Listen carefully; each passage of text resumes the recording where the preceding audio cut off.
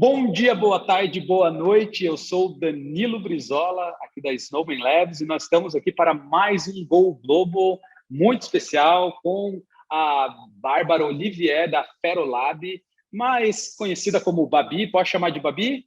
É Sim, isso por aí. favor. Aí, ó. E hoje nós vamos conversar aqui, só relembrando vocês, o Go Global é o objetivo onde a gente conversa com alguma pessoa ou alguma empresa, obviamente representada por uma pessoa, que é aqui do Brasil, mas que teve uma relevância fora, para a gente mostrar que realmente no Brasil a gente tem muitos talentos, que a gente pode competir globalmente e abrir a cabeça. Então, esse é o principal objetivo. E, Babi, muito obrigado por você ter aceitado o nosso convite aí de participar com a gente. Eu que agradeço. A gente já se sente tão próximo, né? A gente já faz tantos projetos juntos. Verdade. Então, foi muito legal o convite e foi até inusitado para mim, porque normalmente me chamam para falar ou de inovação ou de aprendizagem. E essa é a primeira vez que eu estou falando sobre o que é viver de um jeito global e estar trabalhando com o mundo inteiro, né? Isso é muito legal. Faz isso acontecer. Mas com certeza vamos falar de inovação e aprendizagem, que é a especialidade aí, né? E aí eu já queria começar, Babi, você falando um pouquinho sobre você e sobre a Ferolab, até para que o pessoal que está nos assistindo, que está nos ouvindo, eles possam entender um pouquinho mais a respeito do teu perfil e a respeito também da Fero. Ok, bom, eu sou uma carioca, o sotaque deve estar entregando. Moro em São Paulo há muito tempo, há mais de 11 anos, mas eu acho que, dentro do contexto global, já morei em pelo menos 3 países bem diferentes um do outro, então não tem história para contar. Eu sou analista de sistemas de formação, me formei lá no Rio, em Teresópolis, na verdade, na Unifesm. E, na época, eu pensei em fazer computação gráfica e multimídia. Isso, gente, há muito tempo. Vamos falando de 98, 99, né? E só que um monte de coisa foi acontecendo para mim. Eu fui parar em projetos lá, já ligados à educação digital, né? Já projetos de educação corporativa. Comecei a migrar para a parte de interfaces e desenho de experiência, não tinha esses nomes na época. Dei uma pausa e fui morar na Noruega. Caramba, na Noruega. Passou frio pra caramba lá. Passei muito frio. Eu saí do Rio, 42 graus, e desci do avião lá em Stavanger, -8. Eu nunca tinha visto neve, eu nunca tinha visto nada disso. Foram 6 meses morando lá. Na época, eu tentei muito trabalhar lá, não consegui. Então, eu fiquei, enfim, vivendo a experiência cultural, que já foi grandiosa o suficiente. E aí, depois, eu me mudei para a Inglaterra. E aí, morando em Londres, eu voltei para o mercado, trabalhando na área de comunicação digital, criação de peças para divulgação de coisas que aconteciam na Gillette UK. E acho que foi o primeiro lugar que eu vivi um baque cultural no trabalho, quando me disseram que eu jamais poderia falar com o meu chefe eu jamais poderia falar com o meu chefe olhando no olho dele, porque Caramba. isso lá é falta de respeito. Isso para mim foi muito difícil. E aí, depois de um tempo lá, eu voltei para o Brasil em 2005, eu acho, 2006. E aí voltei de vez para essa área de aprendizagem. Passei muito rápido pela Xerox. Fiquei 1 ano e pouco na Xerox e aí já fui para QuickMind, que depois se juntou com outras 4 empresas, formaram a Fero. Trabalhei na Fero até 2011 e aí fui para o Lab, que era uma empresa do mesmo mercado, mas que atendia um segmento um pouco diferente. Implantei tecnologia no Lab e depois de uns 3 anos, acredito, a Fero e o Lab se juntaram, então todo mundo brinca que eu sou a volta dos que não foram, que eu continuo na mesma empresa desde sempre, né? E Lá eu comecei como uma consultora de aprendizagem.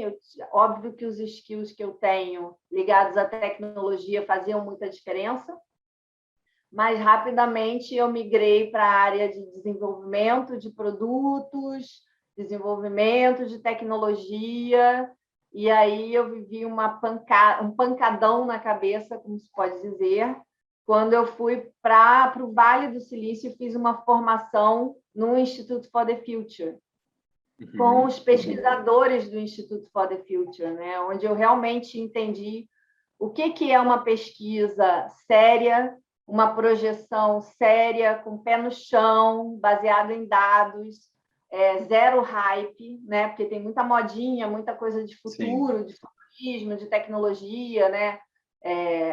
E aí, lá no Institute for the Future, eu consegui viver isso de um jeito muito sério, muito preocupado, né, em fazer a coisa certa. Isso foi muito importante para eu voltar e entender o que eu queria fazer, como que isso podia ser feito e, principalmente, a importância de entender que nada que eu quisesse fazer eu faria sozinha.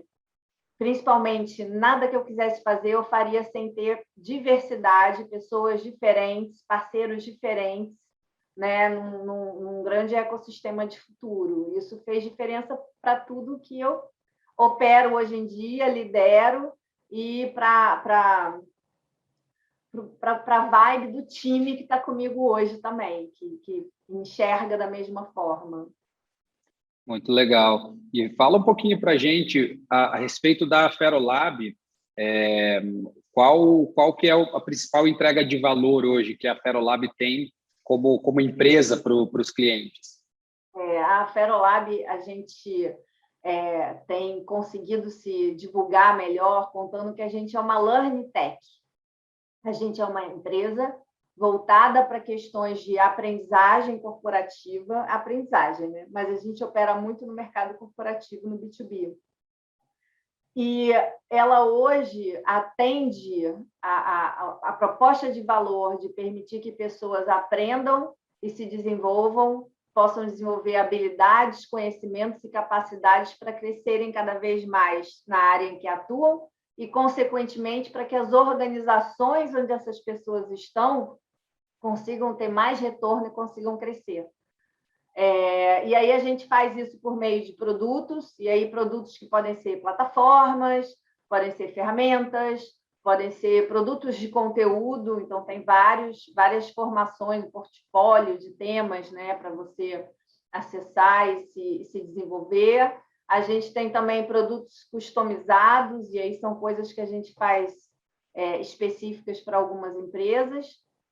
A gente também tem times dedicados para a produção de materiais de aprendizagem e produção de desenhos mesmo de estratégia para os clientes, e uma área grande de logística educacional, porque todos os dias a gente tem que rodar programas para milhares de pessoas no país todo, às vezes a gente expande para a América Latina, então tem uma área grande também que cuida disso. E a Ferolab, ela faz parte do grupo Bertelsmann. É um dos maiores grupos de mídia do mundo, é um grupo alemão. Ele opera em mais de 60 países, acho que está em 63 agora. Das empresas próprias, esse grupo tem muitas empresas, das empresas próprias, eles têm, acho que quase 100 mil pessoas trabalhando para o grupo no mundo inteiro, fora as empresas em que eles têm participação.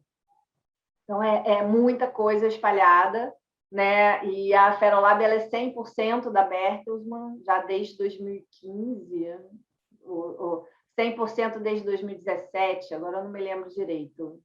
Mas é uma empresa brasileira, nascida no Brasil, mas que começou a ter um DNA também, eu não diria um DNA alemão, porque tudo que a gente recebe da Bertelsmann é muito cross-cultural, e tudo que a Bertelsmann pede da gente também é. Então, acho que a gente começou a ter realmente um DNA mais global com isso.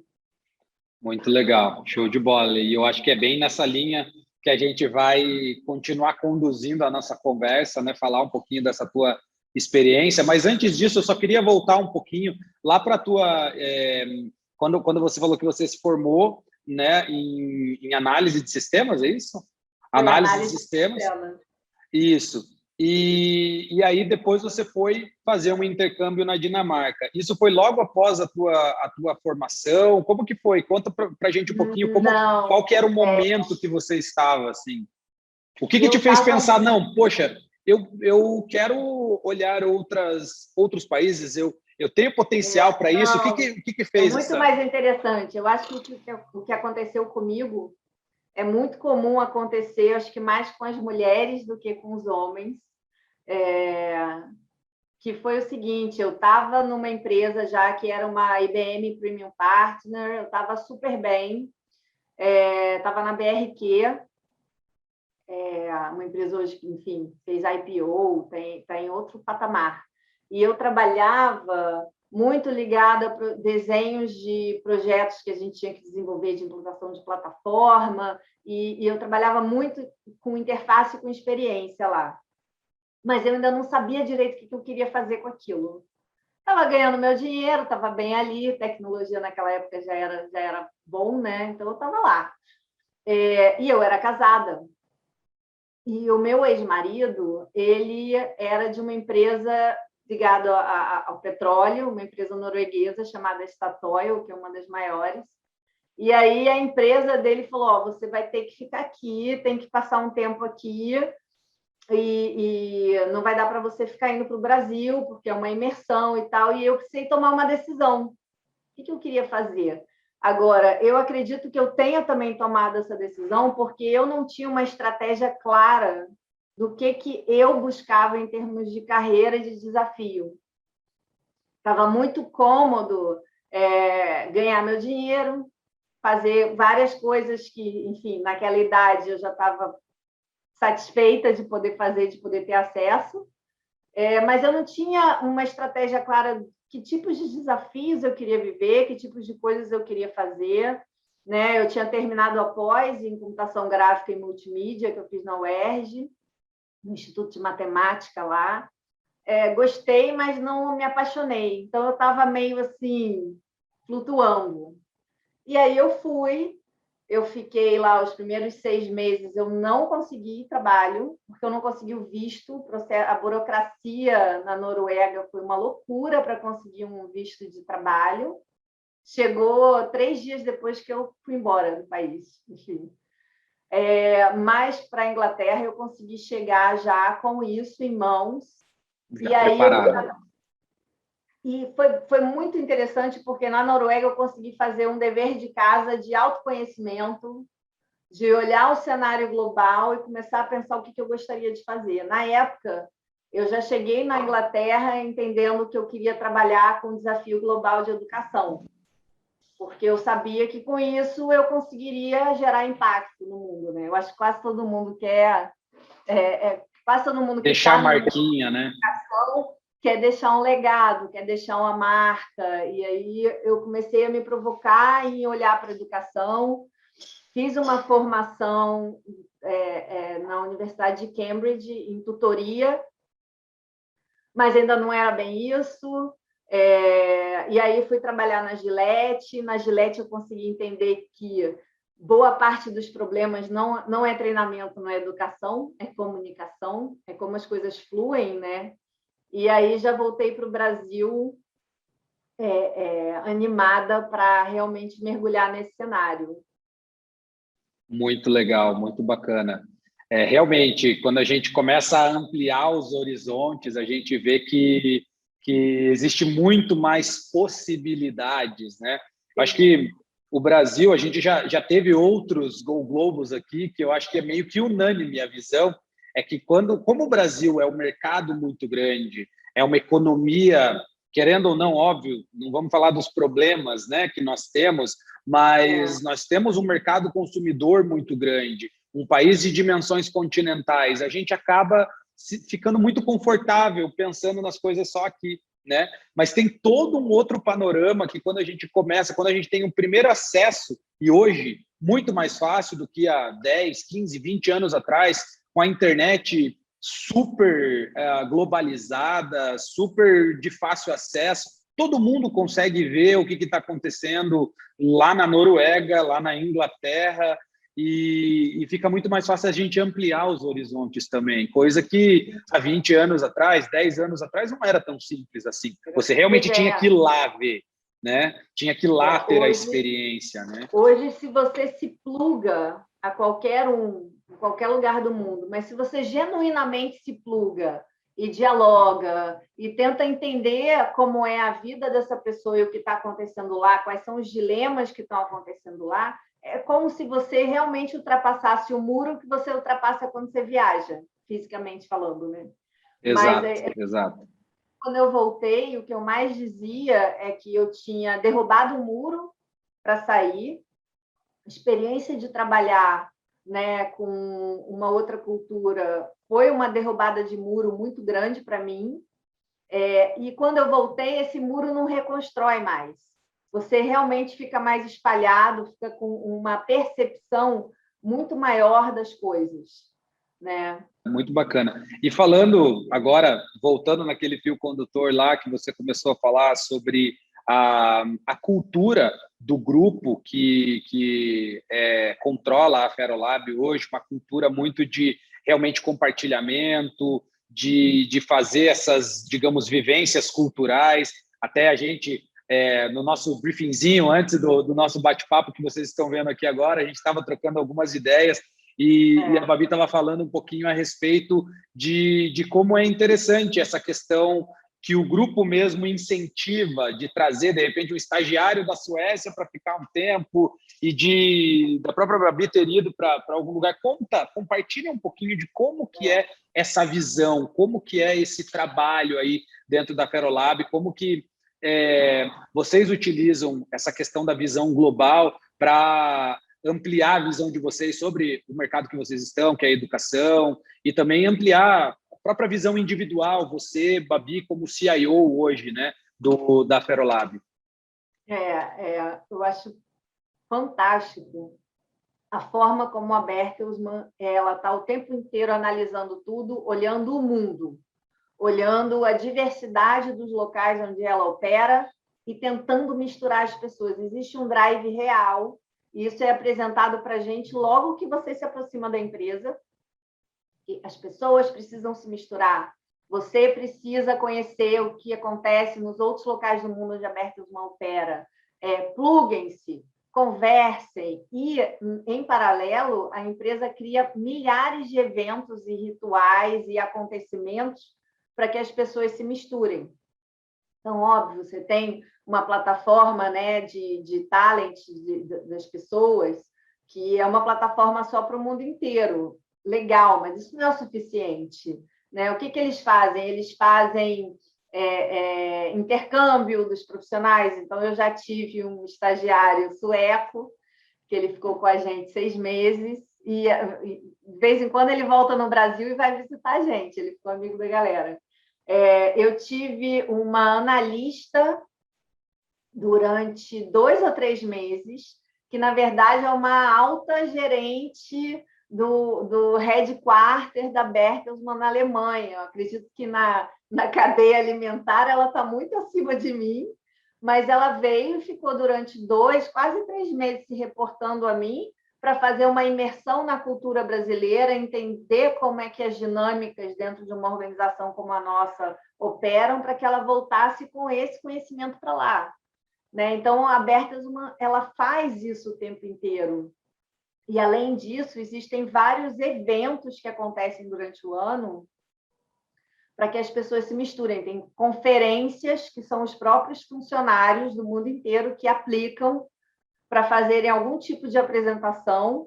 As outras pessoas do mundo inteiro se cadastram para poder assistir, pode ser o assunto que for, e com isso existe muita troca, cria-se uma rede, né? Essa rede é muito importante. Eu acho que, no geral, são isso. Eles liberam muitas bolsas de aprendizagem em algumas plataformas digitais de alguma das empresas do grupo, né? Tem um onboarding que eu fui para a Alemanha, eu fiquei uma semana no headquarter deles, que é em Gütersloh. Difícil falar. Depois a gente teve um evento em Berlim e tinha gente do mundo inteiro para que essas pessoas se conhecessem, para que essas pessoas trocassem, né? E aonde que fica o headquarters dele? É sul da Alemanha, norte, no centro?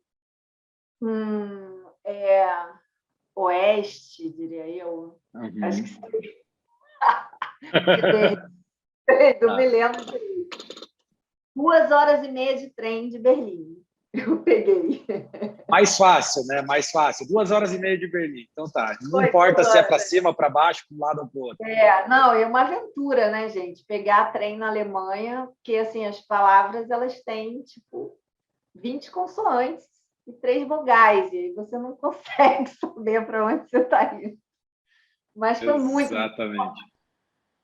E, de qualquer forma, assim, é algo que a Bertelsmann ela investe muito.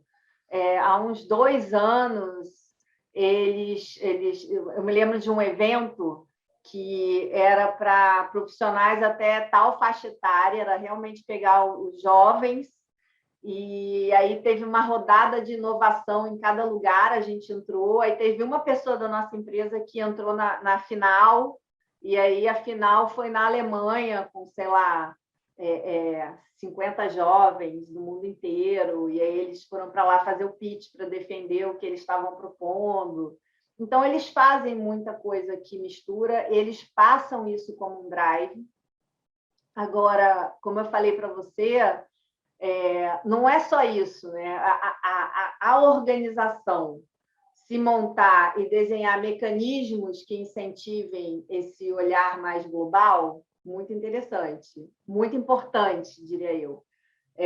Mas é fundamental que, as pessoas, cada pessoa entenda que cada um tem que se abrir para isso.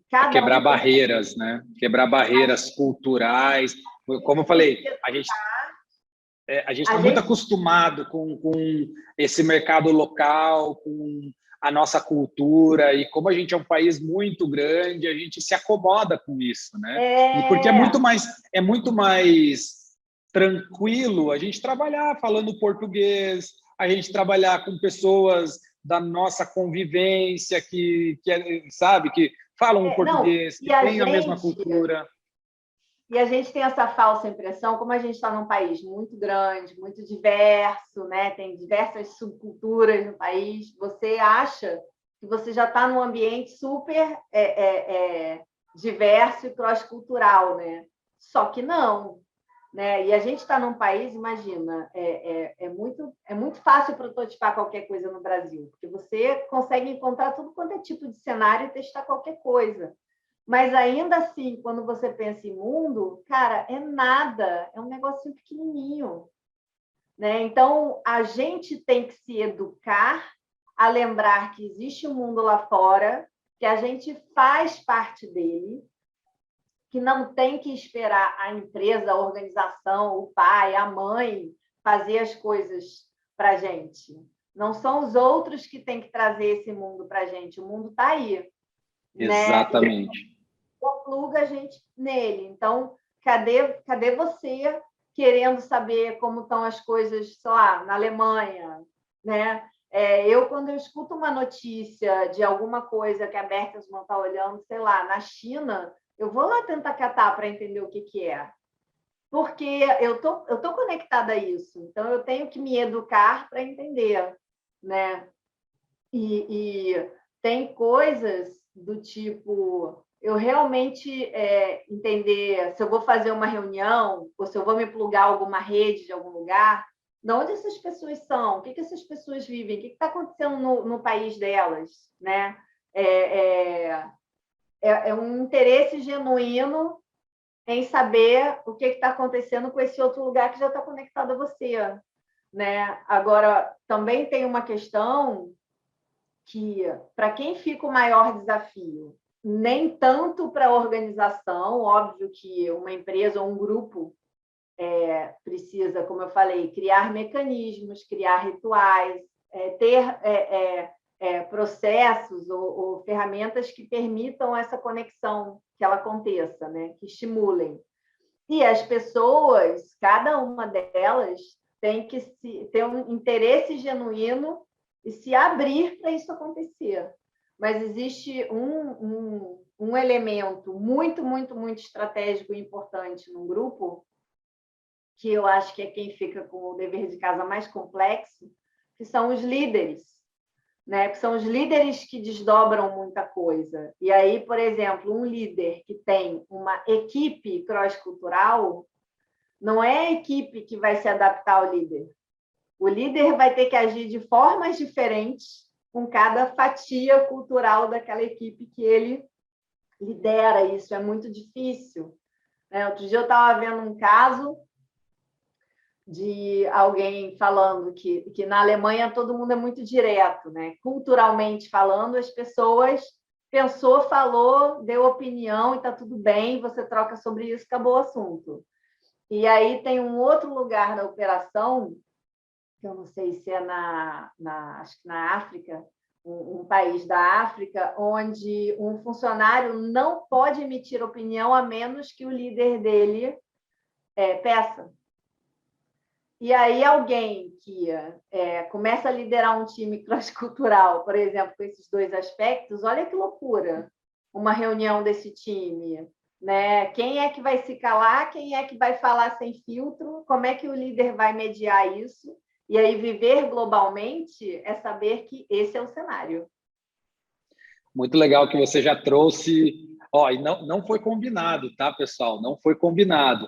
Mas a Babi estava trazendo aqui alguns desafios e essa já era a minha próxima pergunta, que assim, nesse ambiente cross-cultural, Babi, que você atualmente hoje faz parte do teu dia a dia, esse ambiente, né? Quais são os desafios que esse ambiente ele traz e assim, como foram os desafios lá no começo? Né, vídeo, como você estava até trazendo, né, que você estava confortável na tua situação lá na BRQ. Vamos começar por essa, né? Você estava confortável na tua situação lá na BRQ e tudo mais, trabalhando como uma analista, acredito que era, né, como a parte de projetos e tudo mais. E aí, de repente, você vai para um outro contexto, um outro país, uma outra cultura, e Noruega, depois Inglaterra, que também eu imagino que é uma cultura completamente diferente da própria Noruega. Ambos estão ali, né, próximas, mas com culturas completamente antagônicas, eu imagino, né? Quais foram os desafios lá no começo? O que você precisou aprender? O que você precisou fazer? O que você precisou expandir na tua mente? E hoje, atualmente, quais são os principais desafios de lidar num contexto cross-cultural dentro da Ferolab? Então, vamos começar lá primeiro, pelo começo. Bom, BRQ, você tá o cenário que eu acho muito importante aí para esse storytelling da gente.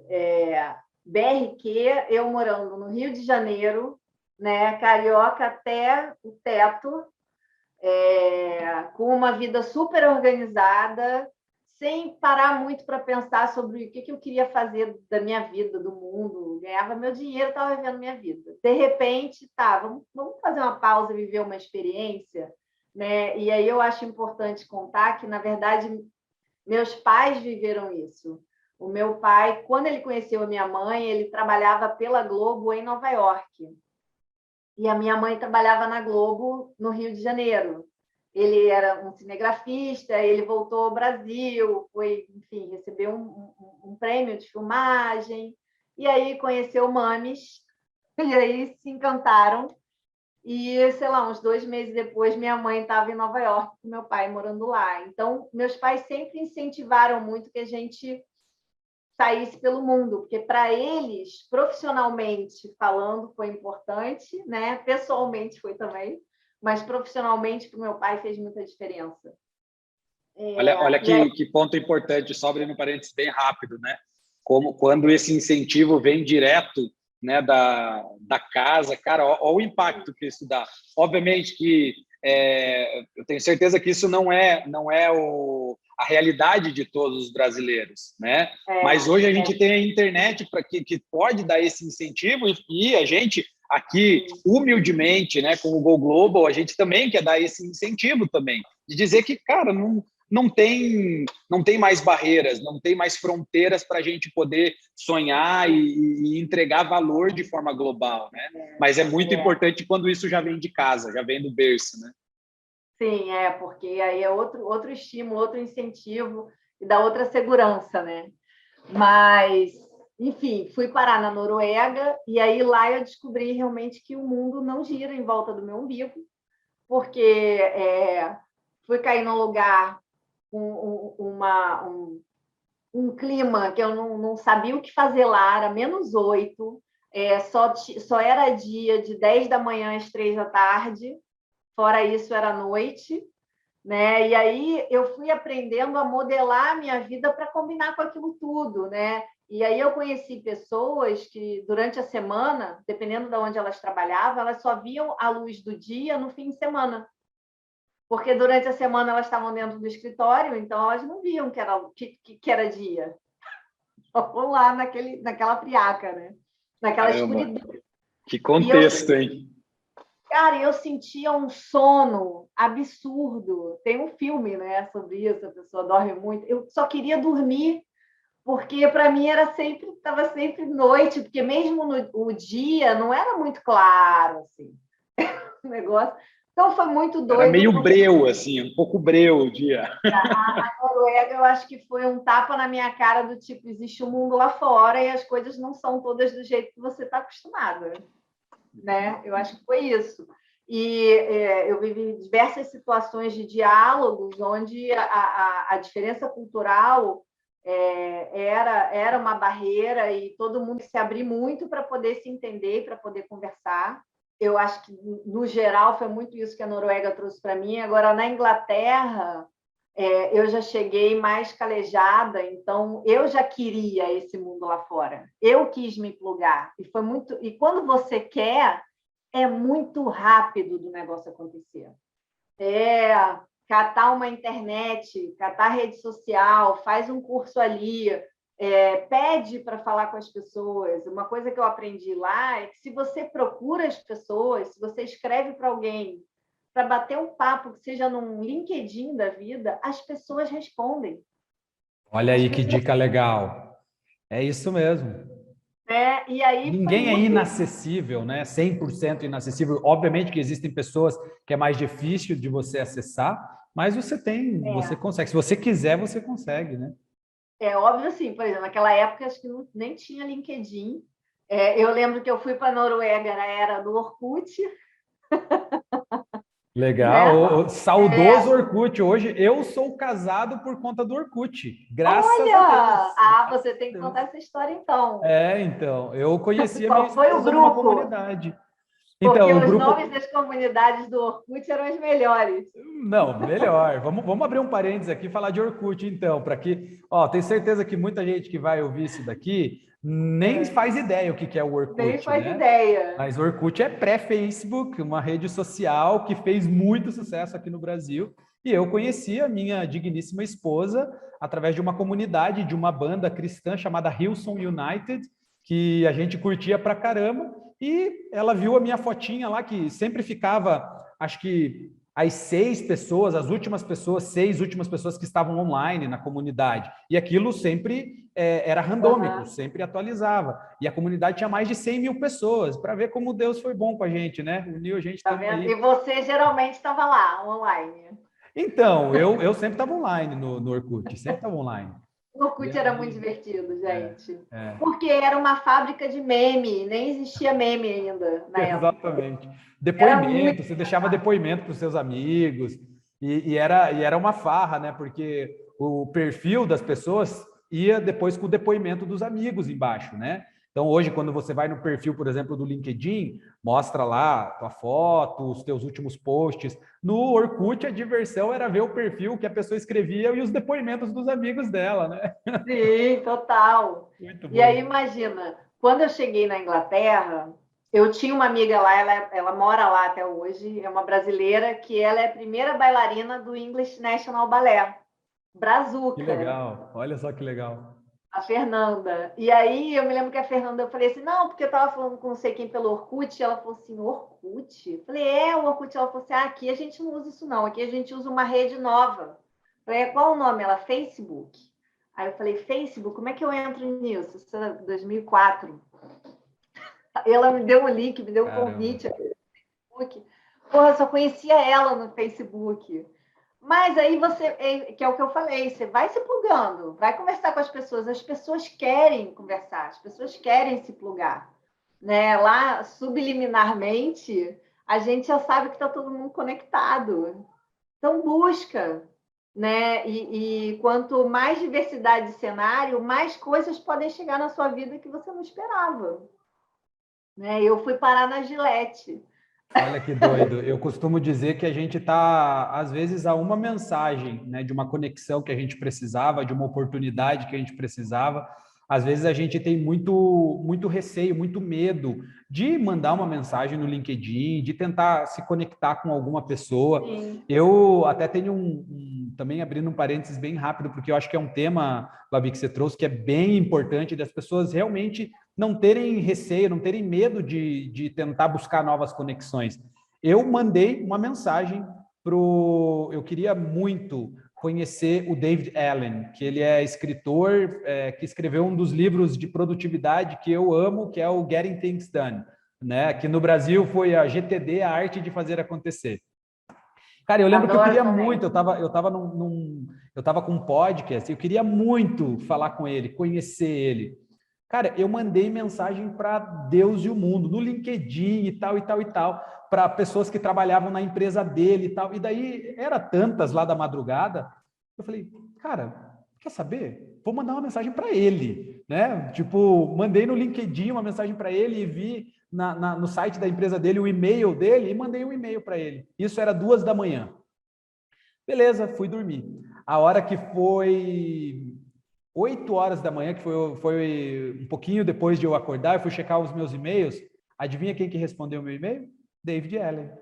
Respondeu o meu e-mail e falou, gostaria muito de participar de uma entrevista contigo. E a gente marcou. E eu conheci ele, a gente conversou e assim, olha que incrível. Eu mandei para todo mundo da empresa dele. Ninguém da empresa dele me respondeu, mas ele me respondeu. Olha só que doido, né? Então, é muito doido, né? É isso, a gente está a 1 e-mail de distância. Eu tenho um caso muito interessante. A gente estava fazendo um projeto na época para um produto que a gente desenvolveu chamado FKLab, que era um produto de formação em certificações financeiras. E aí a gente queria fazer um vídeo com um professor, né, com um especialista que fosse diferente do que as pessoas normalmente faziam e tal, não. Alguém achou um vídeo de um professor de uma universidade americana que ele inventou um apetrecho lá na casa dele, que era um vidro que botava um LED, e aí ele escrevia, e aí a câmera já flipava. Então, era como se ele desse aula no quadro de frente para você. E como ele botava LED e usava caneta neon, cara, aquilo fazia assim, né? E ele começou a fazer isso para os alunos dele de sala de aula. Tipo, estou em casa, vou começar a fazer uns vídeos assim de pre-work, né? Uma coisa assim. E a gente viu isso e achou sensacional. E aí um rapaz da nossa equipe falou, vou escrever para ele. E escreveu para o professor. Cara, achou o e-mail do professor, achou, sei lá, cavucou, achou, escreveu para o cara. O cara respondeu na mesma semana, amarradão, ele mandou para a gente o paper que ele tinha interno, com o detalhe de como que a gente fazia um outro negócio igualzinho que ele fez. É incrível. Aí a gente mandou construir aqui em São Paulo, a gente deu o nome de Airboard. E aí era um quadro grandão, com neon, com as canetas, com um monte de coisa, onde a gente fazia as filmagens e tudo que a gente produziu para esse produto, a gente produziu dessa forma, com ele, que mandou tudo para a gente, porque ele achou mó legal que a gente se interessou e queria falar daquilo. É incrível, é um e-mail, é uma mensagem de distância, e às vezes a gente acaba meio que se apequenando, né? Achando, não, nunca vai me responder. É que assim, eu acho que na nossa cultura, a gente tem receio de tomar não, né? E às vezes a porta vai fechar, faz parte, né? Mas eu sei que é meio que chovendo molhado o que eu vou falar aqui, Mas se a gente quer alguma coisa, a gente realmente vai receber muitos nãos no meio do caminho. E faz parte. Mas a gente vai receber muitos sims também, né? Como esse do professor, como o exemplo do David Allen. Então, assim... Não, eu acho muito interessante porque a gente vive num cenário muito parecido ligado à inovação, ligado à tecnologia, a gente opera em metodologia ágil, né? E aí, o que eu vou falar agora? Se você opera em metodologia ágil, opera por sprint, você já aprendeu que o planejado não necessariamente vai acontecer. Ele é quebrado em pedaços, porque aqueles pedaços podem fazer algo que vai mudar todos os pedaços para frente e o que você planejou lá atrás não vai rolar. Exato. Então, é como se a gente estivesse o tempo todo operando, sabendo que parte do que a gente quer vai ser um não. Exatamente. Parte do que a gente quer pode não acontecer. Então, se você opera assim em termos de processo, né, em termos de execução, delivery, você tem que entender que a vida como um todo ela é assim. Tem coisas que você vai fazer, você vai jogar e não vai retornar, e tem coisas que vão abrir novas portas e seu próximo sprint pode ser diferente, entendeu? Exato. Eu gosto muito de usar a analogia da semente, né? Você tem que semear, você tem que jogar a semente. Tem semente que realmente não vai brotar, vai cair num terreno que não está preparado para brotar, mas pode ter certeza que, dependendo do objetivo que você tenha, se você jogar a semente, uma hora ela vai brotar. Às vezes pode levar um pouquinho de tempo, mas é estar disposto a jogar a semente, né? Esse é o ponto, é estar disposto a jogar a semente. E às vezes um e-mail é a semente, uma mensagem no LinkedIn é a semente, né? Mas muito legal, muito bacana. E eu acho importante falar que existem várias pesquisas que indicam que times que operam dessa forma, que operam com a cabeça multicultural ou a cabeça global, se misturam com pessoas diferentes, né? Que de alguma forma acolhem essa diversidade, seja ela qual for, são times que têm índices de engajamento e de retenção muito maiores, mas assim é de pular de 40% para 85% de índice de engajamento, sabe?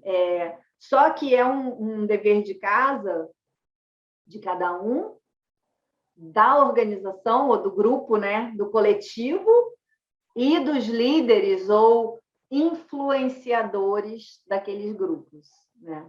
Todo mundo tem um dever de casa e isso tudo se complementa porque é melhor para todo mundo sempre. Com certeza. E olha só que bacana, né? Um desafio que você teve que enfrentar lá atrás, né? Porque você não conhecia ninguém na Inglaterra. Isso te fez abrir a mente e, poxa, deixa eu mandar uma mensagem aqui para ver o que acontece. E aí você falou que isso fez com que você parasse na Gillette. Conta como que foi isso. Foi, na Gillette foi... Cara, a gente replugou, posso falar assim, esqueci, né?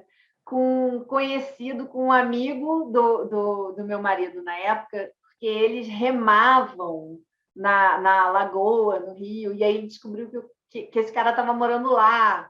E aí a gente procurou o cara, e a gente começou a mandar mensagem, encontrou com ele, e aí eu contei o que eu fazia e o que eu buscava fazer. E aí ele achou que tinha a ver com onde ele estava, contou lá dentro, e aí o chefe dele se interessou e quis me contratar. E foi tudo assim, no networking. Que coisa, ó, a importância do networking, né? Então, a primeira coisa também, uma coisa muito importante é, uma vez que você tem esse pensamento global, começa a pensar em novas estratégias em outros lugares do mundo, você precisa de gente, né? Eu acho que tudo na vida é relacionamento, e relacionamento que eu digo é a conversa, é você genuinamente se interessar pelo outro, é você genuinamente buscar se conectar de forma a contribuir, não só a absorver, mas a retribuir, a contribuir também. E isso, com certeza, vai gerando frutos aí, né, Babi? Como você compartilhou aí. Olha que coisa incrível. Sim. Um desafio que era um desafio, mas que você contornou olhando a tua rede, olhando o teu networking, né? E tem coisas que vão... Quando você começa a se plugar muito aos outros, e aí vamos falar em termos de mercado de trabalho, né? Quando você começa a se plugar muito a outras pessoas pelo mundo, no mercado de trabalho, você começa a sair um pouco dessa cabeça de concorrência. Ah, fulano é concorrente, ah, essa empresa aqui, a minha é melhor, sabe? Essas coisas. Você começa a parar com essa bobeira e entender que todo lugar você tem uma coisa que você pode aprender e trocar, né? Você sai do conceito de enemies e vai para frenemies, que a gente usa muito. Há pouco tempo atrás, eu reli um livro que eu adoro, e vou confessar um negócio aqui, muito difícil eu ler um livro inteiro de primeira. Eu brincava junto com o Conrado, que é o ex-fundador da Ferolab, a gente sempre dizia que a vida é muito curta para você ler um livro inteiro. Então, eu só arranquei pedaços, e às vezes eu volto, porque está na hora de eu ler um outro pedaço do livro. Então, há pouco tempo atrás, eu estava relendo um livro que eu recomendo, que é um livro sensacional, chamado Liderança Tribal. E esse livro fala muito sobre mindset, né? A mentalidade de times, de grupos, e quanto mais esses grupos vão ficando abertos e multiculturais, né? Mais tribal aberto você vai ficando e mais você se pluga com as outras pessoas. É um livro, eu recomendo, gente. Não, e uma das coisas que é muito importante nisso tudo que você tem falado, né, Babi, de não ter mais essa questão de competição. Eu ouvi um outro termo também que eu amei, que foi lá no Vale do Silício, e assim, o Vale mostra o porquê que é o Vale, que eles não chamam mais de competition, eles falam co-opetition. Então, assim, é muito legal, que é tipo isso, ao invés de ser competição, é uma cooperação, né? Competição, se a gente fosse tentar fazer uma tradução aqui, que é justamente isso, você não olhar o teu concorrente como meramente um concorrente, eu quero trucidá-lo. Mas sim, a gente pode aprender, é uma competição. Então, sempre tem coisas que eu posso adquirir de habilidades olhando para um concorrente, né? E o mundo ele é tão grande, as oportunidades, ainda mais falando na nossa área, tecnologia, né? As oportunidades assim são infinitas, eu poderia dizer. Sim.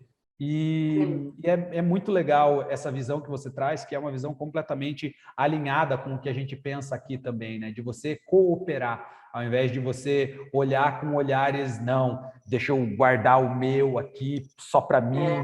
E quando você vai para um olhar global, você acaba tendo essa visão mais de cooperação. O Vale do Silício ele é o vale justamente por conta disso. É o lugar onde mais se colabora hoje no mundo. Eu tive a experiência lá e a gente já compartilhou em outro Go Global aqui também, como o pessoal lá é aberto. Como você bem trouxe, né, Babi? Tipo, o pessoal está aberto para uma reunião, para um café, se você mandar uma mensagem no LinkedIn, né? Então, o pessoal está muito aberto. E essa visão é uma visão muito legal que a gente também só aprende quando a gente vivencia na prática, né? Sim, exatamente. E assim, a gente falou um pouco dos desafios de como foi a tua trajetória, né? E você trouxe vários, poxa, aprendizados valiosíssimos aqui, compartilhados com quem está nos assistindo, nos ouvindo. E me compartilha também como que tem sido esses desafios hoje na tua posição na Ferolab hoje, como a CIO da Ferolab lidar com toda essa questão cross-cultural, assim, sabe, de vários países, tendo que se reportar, né? Aí eu não sei se você se reporta para pessoas fora do país, como que é essa dinâmica e os desafios que essa dinâmica traz? Imagina que eu assumi essa posição, né, de CIO quando os fundadores da empresa estavam saindo dela e a Bertelsmann estava assumindo a empresa toda. Então, eu estava vivendo um cenário onde, culturalmente, todas aquelas pessoas estavam deixando de ter um líder que era dono para ter líderes executivos e está respondendo para uma organização que não está aqui perto, que você dificilmente encontra as pessoas num evento, num café, né? E com uma missão, que eu acho que é a missão que todo mundo hoje em dia recebe do mundo, que é a transformação digital. Como é que vocês deixam de ser uma consultoria de serviço e se transformam para se tornar uma empresa de produtos de aprendizagem, uma empresa cada vez mais global? Como é que, né? Então, foi muito louco porque eu precisava viver essa mudança de lente de dono para investidor, né? Trazer todos esses conceitos de transformação digital, de inovação, que acabam obrigando que haja uma reorganização da estrutura, dificilmente uma estrutura hierárquica quadrada e apoiada em silos vai conseguir fazer cooperação e transformação digital, não vai? Então, é um trabalho muito grande, né? E, assim, não dá para não falar do fato de eu ser uma mulher nessa posição de CIO, porque eu lido com inovação e tecnologia e é muito difícil. Hoje, cada vez eu tenho encontrado mais, mas ainda é muito pequena dimensão de mulheres em posições assim. Então, no início, eu entrava em reuniões com, sei lá, 10 homens e eu, né? Eu ali tentando ter uma voz. E eu já tive reuniões em que eu precisei pedir para me deixarem falar. Porque não me deixavam falar. E aí, então, vou ficar aqui até eu poder dar minha opinião. Porque aí é aquele negócio, eu não tenho problema de escutar, não. Então, eu vou tentar, porque eu quero fazer alguma coisa ali. Aliás, eu quero usar bem o meu tempo, porque é o meu tempo também que eu estou investindo, né? Quando eu estou tentando criar alguma coisa. Foi muito desafiador. E aí agora acho que vem a pergunta, o mais desafiador foi o ambiente cross-cultural ou também a questão, né, de você estar numa posição de liderança e como você falou, ter que ficar lá, o pessoal não ouvia, ter que... O mais desafiador foi a cultura local. Entendi. Uhum. A cultura local foi desafiadora. A cultura global e a forma até como o investidor me recebia, né, ou recebia as nossas propostas, eu até me assustava com o tamanho da abertura que eu tinha fora. Uhum. E aqui dentro eu tinha uma grande abertura dos meus pares e do meu líder, que é o CEO lá na Ferolab, mas o resto da empresa existia muita dificuldade de entendimento do que a gente estava falando, do que a gente queria fazer. Quando eu digo que lá atrás, sei lá, nos anos 2000, nem sei, eu estava no meu quentinho na BRQ, cara, no geral, as pessoas ficam no quentinho ali, ó, e não vão se provocar para mudar as coisas só porque tem que se provocar. Por quê, né? Só que essa é a vida hoje. Ou você se provoca todo dia, faz um double check do teu cenário, da sua estratégia, dos seus desafios, do mercado o tempo inteiro, ou alguma coisa pode acontecer e você sumir. E aí isso era muito difícil, né? E quando você chega com conceitos que são conceitos ainda muito novos, mas se pensar em 2018, eu chegava para falar que uma área inteira da empresa tinha que ser um chapter, entendi o que eu estava falando. Sim. Quando eu chegava defendendo que a gente deveria, aos poucos, desligar tecnologias de legado ou monolito e migrar para microserviços, porque XPTO. Ninguém entendia o que eu estava falando. E tudo gira em torno de investimento também, né? Para fazer qualquer coisa, você tem que investir. E aí, quando você quer investir, o que querem? Já saber qual vai ser o retorno daquele investimento. Em inovação, nem tudo você consegue prever. Você tem tendências. Exato. Mas eu não consigo te dar um índice de retorno do investimento na migração para microserviços. Né? Então, foi muito difícil para mim o acolhimento da cultura na qual eu estava. Uhum. E não a cultura que estava recebendo a gente e pedindo para a gente se transformar. Essa já estava muito aberta. Né? E aí, quem está no quentinho não percebe que já existe essa abertura e que existe até uma urgência para que a gente faça essas coisas acontecerem. Mas quem está no quentinho não percebe. Acha, pô, estou ali, comecei a trabalhar a tal hora, vou trabalhar minhas horas do dia, estou aprendendo essas coisas novas aqui, que legal, vou terminar no final do dia, está tudo bem. Não, isso é muito pouco. Tem que se transformar, tem que se plugar, tem que se provocar, tem que cooperar, tem que, porque o cenário exige isso da gente de uma forma urgente. E quando a gente se conecta de uma forma global, a gente começa a ver, né, que a barra ela é sempre um pouquinho mais acima, né? Sempre, sempre. E a gente, falar de Brasil, o brasileiro, a gente tem uma coisa da gente achar que a gente é menor, sabe? Que o outro, no meu caso, né? O europeu sabe mais que eu, não posso pagar mico com o alemão, né? E não, cara, assim, todas as vezes que eu precisei ir para lá, que eu precisei defender ideias, que eu precisei defender projeto, e todas as vezes em que me perguntaram, né, a opinião, eu fui genuinamente ouvida. E boa parte do que foi defendido foi investido. Então, a gente tem que desapegar um pouco dessa vergonha, que é uma coisa meio da nossa cultura, né? Desapegar disso e dar cara a tapa. É a questão de falhar, de você estar exposto a, eventualmente, uma falha, eventualmente não acertar algo, né? Jogar a sementinha e cair no lugar errado. Né? E assim, eu vou lá esperando qualquer coisa, óbvio que eu quero melhor. Agora, eu tenho que saber o quê? Com quem que eu vou falar? Qual a cultura dessa pessoa que eu vou falar? Qual o cenário que essas pessoas estão inseridas? Porque isso vai me fazer também interpretar melhor as respostas, os olhares, os tempos, né, de cada um para responder, para dar uma opinião, para me mandar alguma coisa.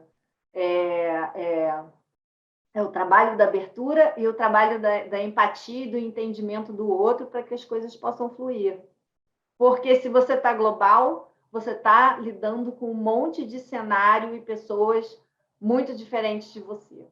E aí você tem que estar pronto para isso. Muito bom, muito legal, Bárbara. Obrigado por toda essa visão aí, né? E agora, até para a gente já ir mais para os finalmentes aqui, fazendo um fechamento, você trouxe uma dica de um livro ali que foi muito legal, que é Liderança Tribal. Que mais de dica você daria para pessoas que estão querendo abrir a mentalidade, querendo olhar para fora, querendo realmente explorar esse mercado global? Que mais de dicas você daria baseado na tua experiência, até mesmo na tua área, que é a educação, né? Então, como que você daria um trilho aí, algumas dicas para quem quer se desenvolver na nossa área de tecnologia? Porque a grande maior parte das pessoas que vão ouvir isso daqui é o pessoal da nossa área, é o pessoal de tecnologia, o pessoal de UX, UI, design.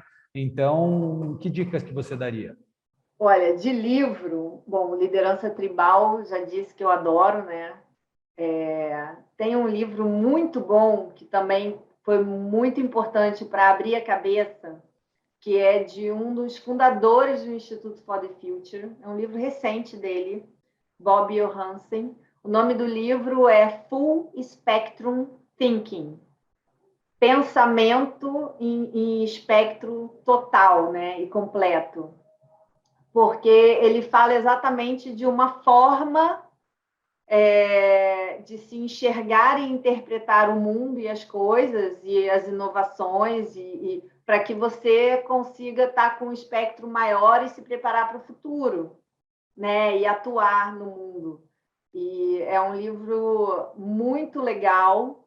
Acho que não tem ele em português. Acho que não tem, mas eu não tenho certeza. Aí tá uma dica importantíssima também, né, pessoal? Se desenvolver no inglês. Porque a gente já falou demais disso aqui nas outras, em todas as oportunidades do Go Global a gente tem falado no inglês. A importância que é se desenvolver no inglês e também quebrar aquele paradigma do medo, né? De falar o inglês e de ficar preocupado o que os outros vão achar e tal. Não, e aí eu vou dar uma outra dica agora, então, maravilhosa, que você foi falar disso. Por favor, manda lá. Há uns 3 anos, 3 ou 4 anos, agora eu não lembro, eu fui para o SXSW, South by Southwest. Eu não sei se todo mundo conhece, é um evento gigante que acontece no Texas, em Austin, uma vez por ano. São 2 semanas em que você, sei lá, se despluga do mundo que você estava inserido até então e se pluga num outro muito louco. É uma conferência que toma conta da cidade inteira. Eu não sei nem dizer quantos locais na cidade que tem conferência ao mesmo tempo, e eles espalham patinete pela cidade toda, porque fica um mundaréu de gente andando de um lado para o outro de patinete para poder chegar nos lugares, né? Além disso, várias empresas, vários grupos, eles alugam locais assim grandes na cidade e criam ambientes imersivos para você viver aquela marca ou aquele produto, né? E aí eu lembro que eu fui parar em festa na casa do LinkedIn, fui para lançamento de coisas da Amazon, fui para um workshop de um grupo de Israel que já fazia educação via Alexa, e aí como é que a gente escreve os diálogos da Alexa para que crianças aprendam. Então, você vive uma coisa muito louca durante 2 semanas, onde durante o dia inteiro você pode estar em qualquer lugar, sendo que o South by Southwest, ele começou como um festival de música, se eu não me engano. Então, em paralelo, que eu fui para o Interaction, né, para tecnologia e interação, interatividade. Mas no paralelo tem música acontecendo, tem cinema. Então, eu me lembro que a gente saía dos eventos de dia e aí à noite ia para bar de rock assistir disputa de pianista. E aí era um game, e aí todo mundo que estava assistindo participava do jogo. Assim, é uma experiência sensacional, só que sem inglês você não vive nada dessa experiência. E a gente do mundo inteiro lá, né? E empresas do mundo inteiro, e marcas do mundo inteiro, para você se misturar, aprender, trocar. Todo mundo que está lá tá para trocar, para conversar, para colaborar. Tem gente que até hoje a gente troca e-mail. Sem inglês fica complicado. Exatamente. A gente já tem falado bastante disso. Eu acho que é importantíssimo reforçar isso, Babi. A gente não falou muito sobre... Aliás, a gente não falou sobre isso durante a nossa conversa, mas é importantíssimo destacar isso, né? Às vezes a gente vai dar alguma sugestão de livro aqui, alguma sugestão de um vídeo, de um podcast, que é em inglês, né? E é importantíssimo o domínio do idioma. E, novamente, não precisa ser o expert, o falante nativo. Não, um intermediário que você consegue entender, ouvir. A comunicação, ela acontece muitas vezes de várias formas, e se você não consegue falar muito bem, não tem problema, mas contanto que você entenda e de alguma forma busque repassar o que você está querendo, né? É muito importante. E tem um outro livro que vale a pena também recomendar, que se chama O Aprendiz Ágil. Esse é um livro escrito por 2 amigos meus, a Clara e o Alexandre. Ele jornalista, ela consultora, ex-cliente. Os 2 trabalham muito ligados à inovação e tecnologia. E eles escreveram um livro exatamente sobre o cenário que a gente vive hoje, global, multicultural, tecnológico e aberto, e como que a gente navega nesse cenário para que a gente consiga estar aprendendo e se desenvolvendo e se tornando, sei lá, novas versões da gente, né? Então, é um livro muito bom também, o Aprendizagem. Eu não tenho nem na cabeça, assim, nenhum, tirando liderança tribal, nenhum livro, assim, sobre times multiculturais ou globais, porque muito do que eu vivi acabou sendo na prática, né? Olha, tem que escrever um livro, então, ó. Né? Nossa. Então, é aquilo, se a gente não encontra nenhum livro que conte, a gente tem que escrever o Ah, próprio. não, mas deve ter, porque eu estou aqui matutando. Eu não estou lembrando, mas deve ter. Agora, tem uma coisa assim, eu acho que para quem quer entender sobre viver globalmente, viver, né, cross-cultural, qualquer coisa sobre cultura, qualquer, faz diferença e vai ser importante, porque em grupos a cultura é a chave de tudo. Exatamente. Como dizia Drucker, né? Obviamente que ele está falando aí de cultura empresarial, mas que tem a ver com aquele ambiente que você constrói, né? Que ele diz que a cultura come a estratégia no café da manhã, né? Então, é isso, né? Quer dizer que o ambiente que você constrói dentro da empresa, né? O ambiente que é construído dentro da empresa, ele vai comer a estratégia mesmo, né? Então, entender de cultura, e quando a gente fala aqui, não é só cultura empresarial, mas como as pessoas, como é o comportamento das pessoas em diferentes ambientes, né, no mundo, em diferentes países. Isso ajuda demais, demais a trajetória profissional, sem sombra de dúvidas. E não só a profissional, a pessoal também, né? A gente se torna pessoas melhores, o nível de empatia aumenta, porque a gente começa a ver que, cara, tem tanta diversidade, são tantas culturas, são tantos ambientes diferentes que a gente começa a ver. Realmente, é como... Eu não lembro de quem que é essa frase, né? Que ele falava que quanto mais ele sabia, mais ele sabia que ele não sabia.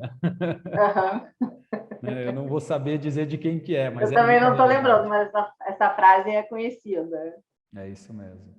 Babi, para a gente finalizar aqui então, primeiramente te agradecer demais pelo compartilhar aí, pela tua história e pelo teu tempo aqui em compartilhar essa tua história, tua trajetória aqui com o pessoal. Então agradeço demais e eu queria deixar aqui uma oportunidade para você compartilhar as tuas redes, como que o pessoal faz para se conectar contigo. A gente falou muito, né, de networking, de conexão. Então como que o pessoal faz para se conectar contigo, se conectar com a Ferolab, enfim. Fique aberto aí para fazer o jabá. Eu estou no LinkedIn, Bárbara Olivier no LinkedIn, a Ferolab, me chamem lá. Eu uso muito o Insta também, então pode procurar Babi Olivier no Insta, também a gente troca outras coisas lá. E a Ferolab tem bastante coisa no LinkedIn e no Insta, segue a gente coloca muita coisa lá ligada às pessoas, né? Desenvolvimento das pessoas, muito evento que a gente participa também. Essa semana a gente está falando de um evento aqui até ligado à tecnologia, porque a gente tem uma área de data science dentro da Ferolab, mas de learning data science, né? Então, como é que a gente interpreta dados e trabalha dados para poder mostrar como as pessoas estão aprendendo ou deveriam aprender, etc. Então, sai muita coisa lá, segue a gente. Se quiser saber mais, quem tiver também informação e dica, me passa, porque a gente aprende com vocês. E aí eu multiplico lá com a galera também, principalmente a galera de consultoria, de conteúdo. Enfim, é só plugar. E se bobear aqui ou ali, a gente acaba fazendo alguma coisa junto, porque a gente está com a Snow direto, né? Em vários produtos são muito importantes para a gente. E é isso aí. Estamos aí fazendo IA, diálogo de robô, né? Nasceu aí o design conversacional de robô com essa brincadeira toda, enfim. Bastante coisa acontecendo, né, Babi? E vamos lá, para a gente é um privilégio poder estar juntos aí no barco da Fero, gerando valor e tal. E estamos junto aqui também, é um privilégio poder receber você e a tua história aqui para compartilhar com o pessoal. E vamos adiante, compartilhando conhecimento, colaborando. Muito obrigado mesmo, você que ficou com a gente até o final também, muito obrigado pela participação. E é isso aí, a Babi já deu aí os contatos dela, fique à vontade, vamos todos nos conectar e até uma próxima. Babi, muito obrigado. Obrigada.